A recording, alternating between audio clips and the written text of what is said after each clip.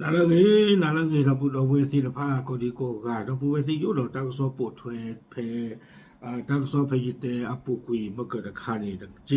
ตั้งโซคานีฮินเวดาเลไทยทีวีทูเอาไว้กวยหล่อตั้งโซคูโตเทวดาซินคอม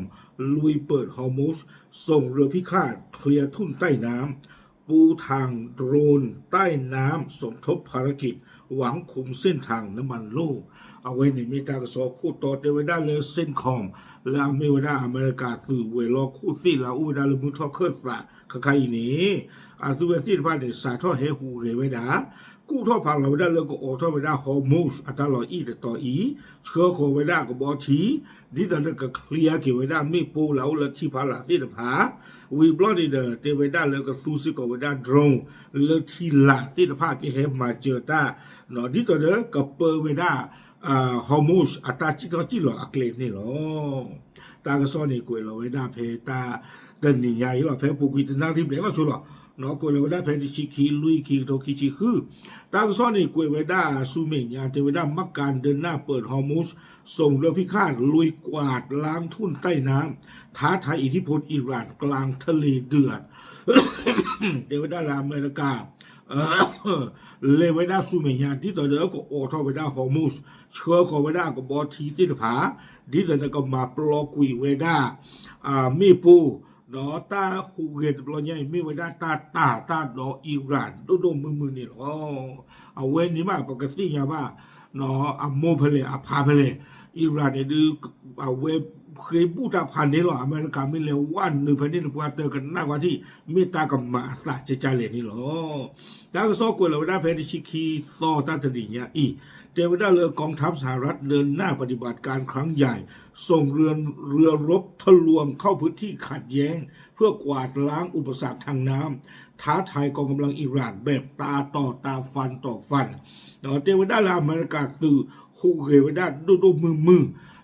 เลอลอกวัวเพนนี่เชื่อโควิดอากบอที่ดื้อดิตระกันเลนหนึ่งล้อมาปลอกวีไว้ได้เกลเอาไว้ยีเบไว้ได้ตาดออิหร่านดูมือหรอโยโกได้เลยตาต่อตาฟันต่อฟันเอาคอมยอเมคลีเลเมคลีเมหรอเอาคอมยอนมาบล็อกกันเมปามาบล็อกเมนมาโปกันเมปามาโปเมหรอเอาคอมยอนนี่ดูเตะดูหรอเดี๋ยวมุ้ยใหญ่ญี่ปุ่นนะหรอตากซ้อนอีกเวลาสูบิญญาเทวดากองบัญชาการกลางสหรัฐซินคอมสั่งการให้เรือพิฆาต USS เวดาซินคอมนี้เนาะที่เราเวดาตากันลือเลิกกับบอที่ดื้อมีเวดาและ USS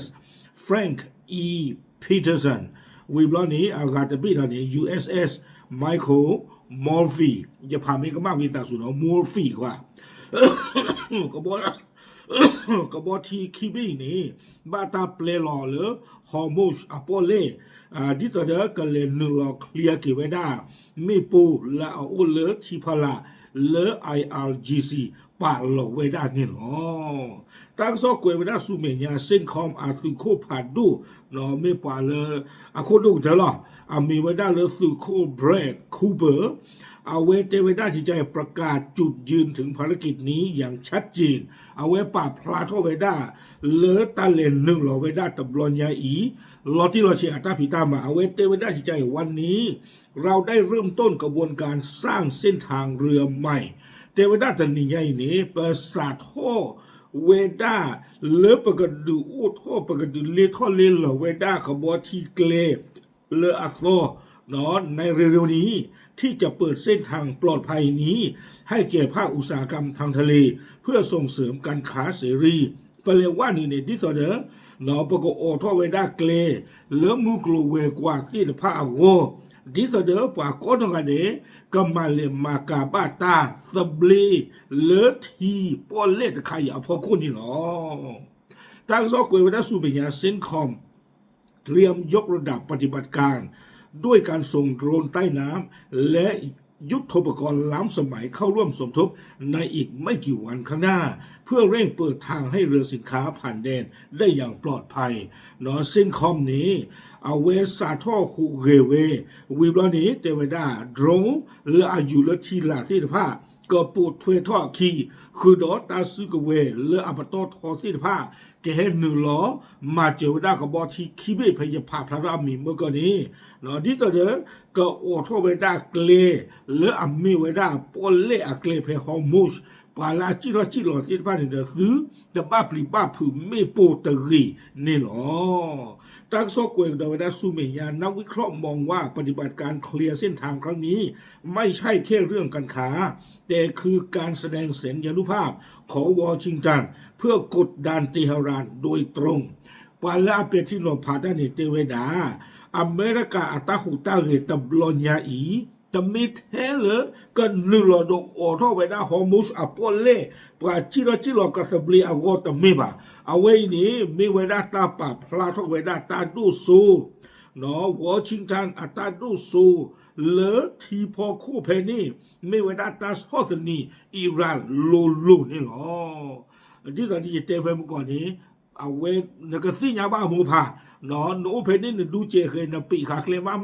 าจะก็เลยว่าหนึ่งที่เนาะเอาไว้ในไม่เวดาตาสอดนี่เอาไว้อิหร่านดูตรงมือนี่หรอซึ่งอาจจะเป็นตัวจุดชนวนให้เกิดการปะทะรอบใหม่หากอิหร่านมองว่า